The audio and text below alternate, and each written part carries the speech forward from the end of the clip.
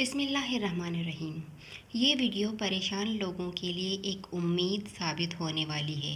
इन बातों को सुनकर इन्हें हौसला मिलने वाला है और इन पर अमल करके तो ज़िंदगी मज़ीद खुशगवार होगी इंशाअल्लाह।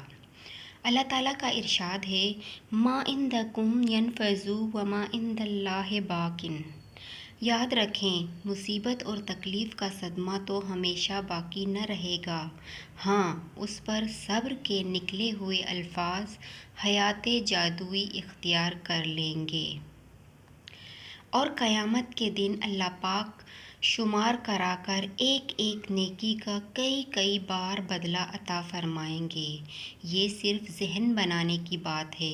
अगर हम अपना ज़हन इस तरह बना लें कि जो कुछ गम या खुशी आए अल्लाह के ज़िक्र के साथ उस वक्त को रसूल पाक सल्लल्लाहु अलैहि वसल्लम की सुन्नत के मुताबिक गुजार देंगे तो इन फ़ानी हालात में से ऐसे बाकी ज़खायर हम अल्लाह के पास भेज देंगे जो हमेशा के लिए उसके पास हमारे हिसाब में जमा हो जाएंगे। मिसाल के तौर पर यूँ समझ लीजिए कि हमको किसी ने गाली दी या कोई नुकसान पहुंचाया, तो ना तो वो गाली हमेशा बाकी रहेगी और ना नुकसान हमेशा रहेगा।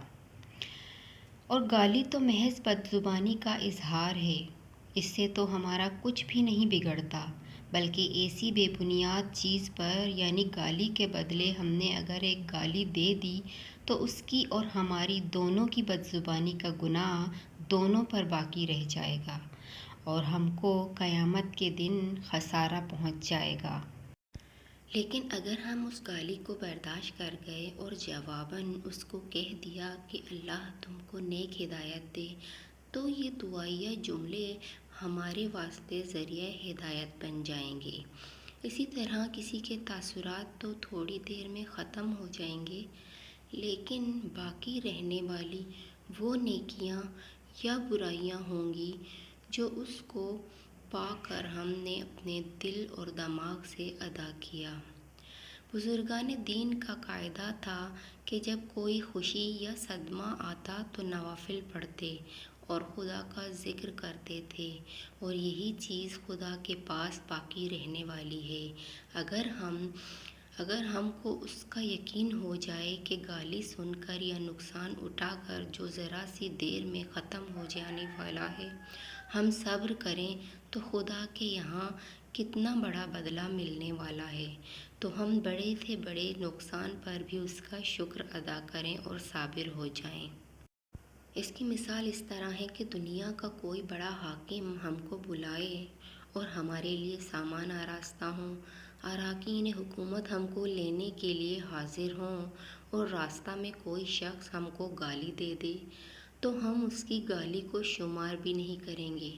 बदला लेना तो क्या है, चूँकि हमारे सामने वो इज़्ज़त वो मर्तबा अता होने वाला है कि अगर हम उस वक्त उस गाली देने वाले की तरफ तवज्जो भी करेंगे तो हमारा वक्त ज़ाया हो जाएगा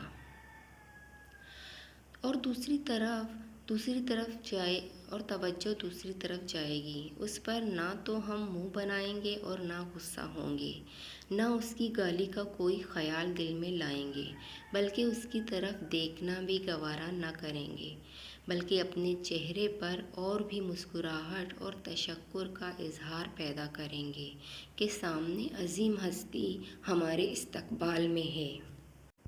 इसी तरह ख़बरदार किया जा रहा है कि जो कुछ तुम्हारे पास है वो ख़त्म होने वाला है और जो खुदा के पास है वो बाकी रहने वाला है। जज़ाकल्लाह।